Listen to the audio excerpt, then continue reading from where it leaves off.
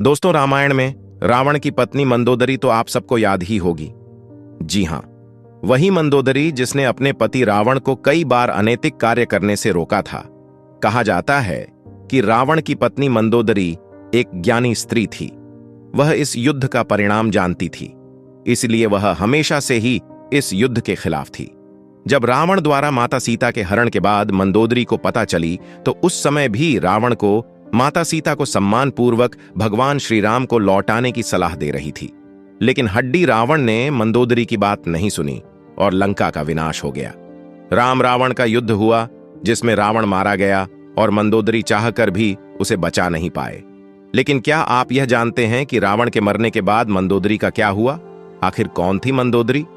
क्या सच में रावण के बाद मंदोदरी ने विभीषण से दूसरी शादी कर ली थी? अगर आप भी इन प्रश्नों का जवाब जानना चाहते हैं तो इस वीडियो के अंत तक बने रहिएगा। इससे पहले कि आप हमारे बुद्धवाणी में खो जाएं, उससे पहले हमारे चैनल को सब्सक्राइब और वीडियो को एक लाइक जरूर करें।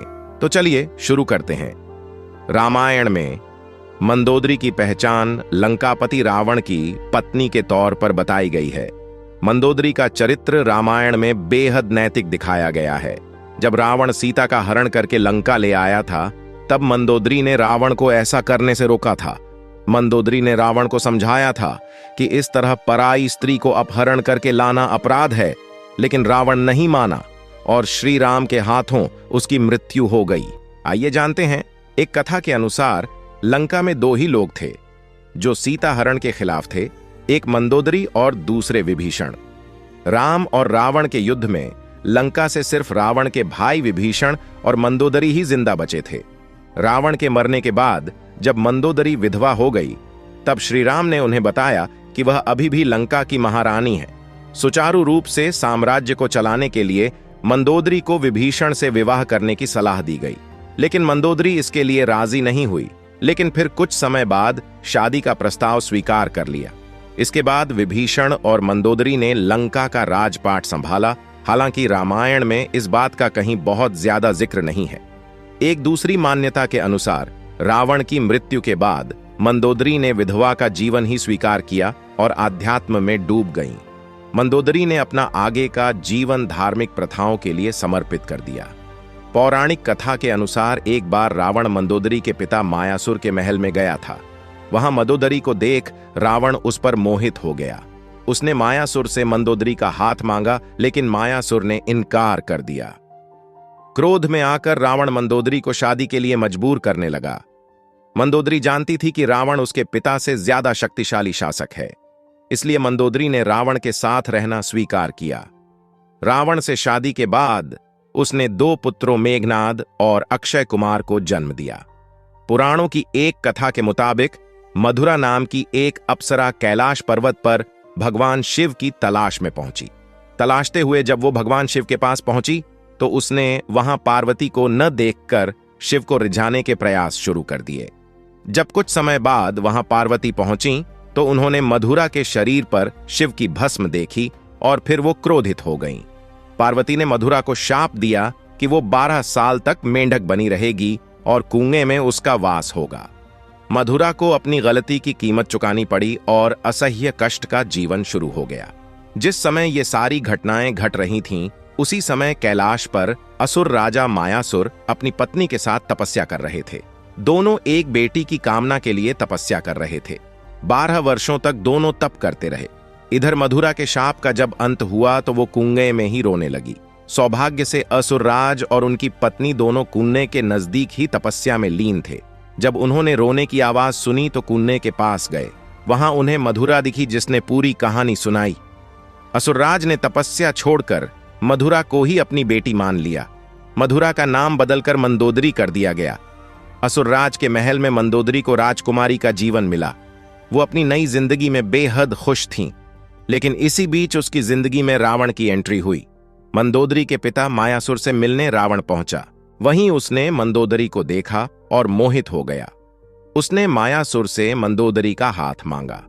मायासुर ने यह प्रस्ताव ठुकरा दिया, तो क्रोधित रावण मंदोदरी का अपहरण कर लाया। दोनों राज्यों में युद्ध की स्थिति बन गई। लेकिन मंदोदरी जानती थी कि रावण उसके पिता से ज्यादा शक्तिशाली शासक है, इसलिए मंदोदरी ने रावण के साथ रहना स्वीकार किया। रावण की मौत के बाद भगवान राम ने मंदोदरी को विभीषण से शादी का प्रस्ताव दिया था। उन्होंने समझाया कि विभीषण के साथ मंदोदरी की जिंदगी बेहतर रहेगी, लेकिन मंदोदरी ने इस प्रस्ताव को अस्वीकार कर दिया। कहा जाता है कि इसके बाद एक बार भगवान राम, सीता और हनुमान के साथ मंदोदरी को समझाने गए। तब ज्योतिष की प्रकांड विद्वान मंदोदरी को महसूस हुआ कि धार्मिक और तार्किक तौर पर, नैतिक तौर पर सही देवर विभीषण से विवाह करना गलत नहीं होगा। यह महसूस होने पर उसने इस प्रस्ताव को स्वीकार किया। विभीषण से उसकी शादी हुई। हालांकि रावण की मृत्यु के बाद मंदोदरी के बारे में वाल्मीकि की रामायण ज्यादा कुछ नहीं कहती, लेकिन रामायण के दूसरे वर्जन में जरूर इस बारे में काफी कुछ कहा गया है। रावण के मरने के बाद जब मंदोदरी विधवा हो जाती है, तब भगवान राम विभीषण को सलाह देते हैं कि उसे अपनी भाभी से विवाह कर लेना चाहिए। ये परंपरा उन दिनों मान्य थी, लेकिन विभीषण के पहले से कई रानियां थीं और वह इसके लिए तैयार नहीं थे। ये भी कहा जाता है कि अगर विभीषण ये शादी कर लेते तो उन्हें भाई की जगह लंका पर शासन का नैतिक अधिकार भी हासिल हो जाता। हालांकि ये भी कहा जाता है कि ये विवाह शारीरिक तौर पर पति पत्नी के तौर पर एक दूसरे के साथ यौन संबंधों की बजाय विशुद्ध राजकाज से जुड़ा था, क्योंकि मंदोदरी भी चाहती थी कि उसके पति के निधन के बाद लंका में स्थायित्व और समृद्धि रहे। वह राम से शत्रुता की बजाय मित्रता चाहती थी। रावण की मृत्यु के लिए उसने राम को कभी जिम्मेदार भी नहीं ठहराया। एक वजह यह भी बताई जाती है कि रावण के निधन के बाद मंदोदरी भी उसकी चिता के साथ सती होने जा रही थी, लेकिन राम ने उसे रोक लिया।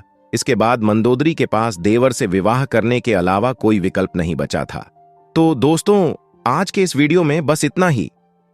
आप लोगों का बहुत बहुत धन्यवाद जो इस चैनल और वीडियो को इतना ज्यादा प्यार और आशीर्वाद दिया। दोस्तों, आज का वीडियो आप लोगों को कैसा लगा हमें कमेंट बॉक्स में अवश्य लिखिएगा। ऐसे ही रोचक वीडियो आपके लिए लाता रहूंगा। मिलते हैं एक नई वीडियो में, तब तक के लिए अपना ख्याल रखिएगा।